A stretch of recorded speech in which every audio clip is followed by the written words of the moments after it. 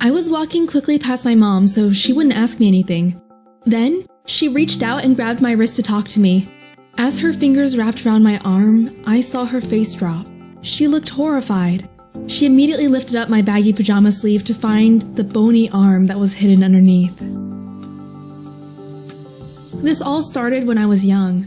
I was always known between my siblings as the picky eater of the bunch. I always hated vegetables, but I also liked sweets and junk food like any kid did.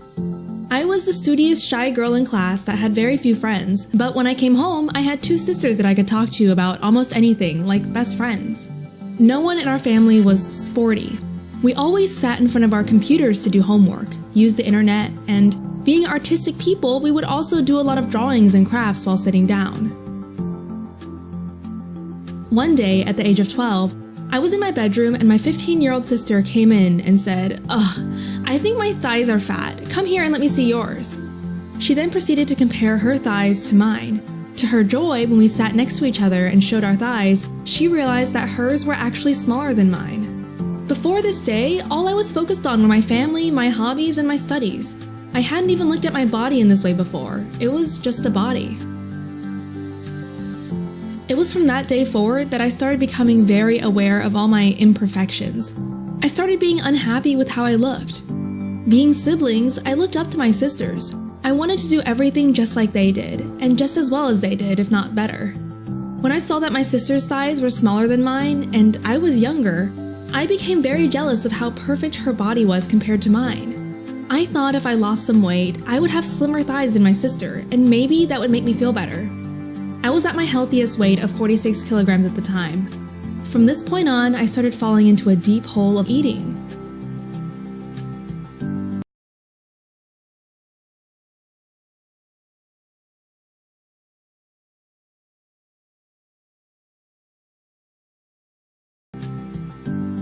In the beginning, I would eat everything normally, just avoiding meat, because I thought meat was the main source of fat.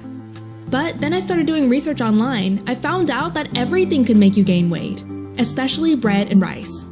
So I started skipping lunches at school, and so for about 3 months, all I would eat in a day was dinner when I had to sit down with my family and eat together. We had a bathroom scale at home, and that didn't help. 45, 44, 43? I became so obsessed with how much I weighed that I would use it every single day, and seeing the numbers go down made me feel so good that only encouraged me to keep going and become even more strict with myself. I started keeping track of all the calories I ate. I would think about it when I first got out of bed, when I was on my way to school, during lessons, seeing friends, even when I was laying in bed at night trying to sleep. It quickly became an obsession. During lunchtime, I started to buy a small bread roll that I could chew on slowly so my stomach wouldn't growl during the afternoon lessons.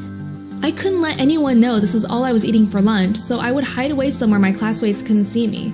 I was nervous that if they found out how pathetic my lunches were, they might say something. I stopped talking to my friends, and I forgot about my hobbies. Losing weight became my new hobby. My goal of losing weight took a weird turn when I was assigned the responsibility of cooking for my siblings when my parents went away for Christmas holidays.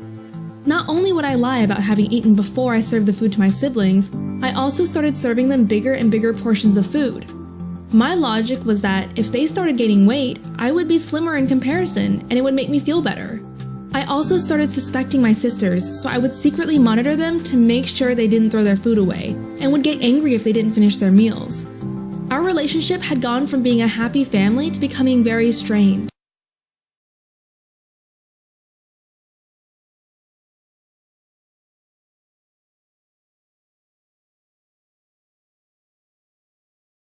And it was all because of my eating.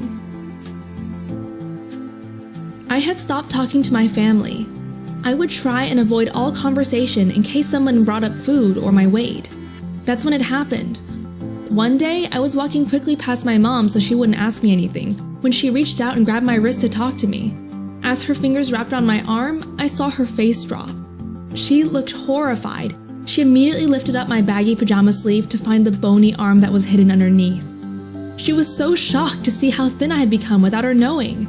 I saw tears begin to well up in her eyes, but she was trying her hardest to stop herself from crying. This made me burst into tears.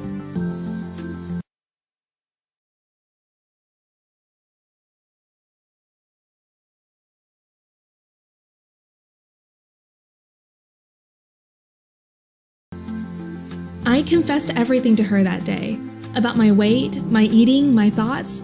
We sat and spoke like we hadn't for a long time. I told her that my period had even stopped coming for months already, and how sad this made me because I had read that this can stop you from having children when you get older. And one day, I would want to have children. My parents then sent me to the local hospital where I stayed for 3 days to be examined. I was at 36 kilograms then, and I was told by the doctor that I was severely underweight, and if I had been just a few kilos lower, that it could have been fatal. I decided I wanted to be treated, and I was recommended to be sent to a ward.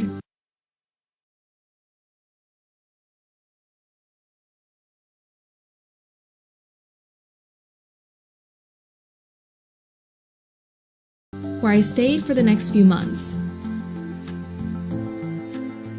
Life in the ward wasn't easy. Over 80% of the girls there were admitted due to eating, and they ranged from as young as 7 years to 17 years old. One 17-year-old girl had been there since she was 15, and she told everyone that she was waiting for her 18th birthday when she can finally leave the ward without her parents' consent. There was also a girl of my age who was wearing dentures and threw up so frequently that her teeth had all eroded from the stomach acid. It was difficult to make friends there because the girls would always compare themselves, and their conversations always revolve around tips of how to perform secret exercises in the bathroom to throw up, and how to hide butter in your mouth and spit it out later.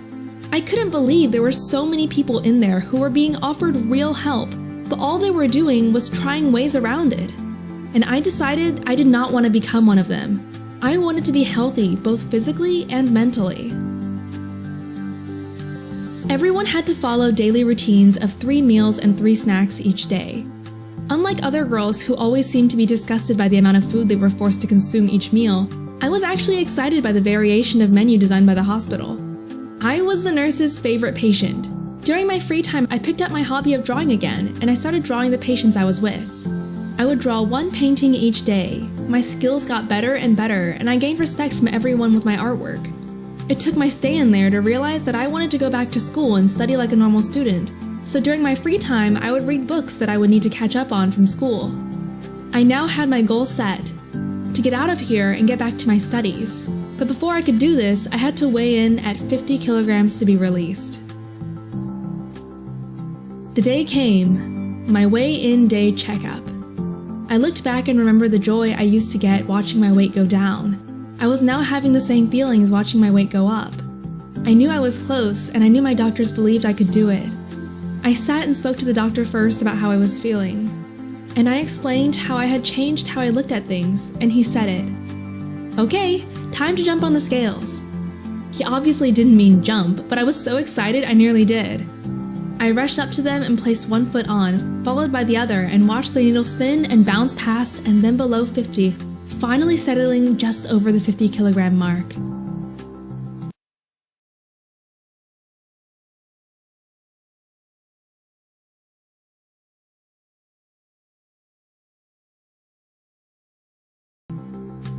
I had done it! I had hit my goal and was allowed to leave the hospital. I hadn't been home and back in school for long when I had this feeling that my friends and family were all keeping an eye on me, watching my every move because they knew about my illness. They would always be trying to make me eat more and eat when I didn't want to. I felt that I was being distrusted and I felt uncomfortable. It was like a permanent scar that keeps reminding me how pathetic and shameful I once was. I was cured, I knew I was, and I wanted to be treated like a normal person. I was finding school really difficult. I found it hard slipping back in with my old friends, and no one treated me like I was the same person anymore. Eventually, I transferred to a new school where no one knew my past, and I shifted my focus back to study and my artistic hobbies again. I made new friends, and I graduated from high school and got into my dream university. Although I was at a healthy weight, it still had some lasting effects on me. For example, I would try to avoid food that I knew were fatty and unhealthy, even if I knew they tasted good. 2 years ago, when I met my boyfriend who fell in love with my artistic abilities, every day he would tell me that I was beautiful, although in the beginning I thought it was just flattery.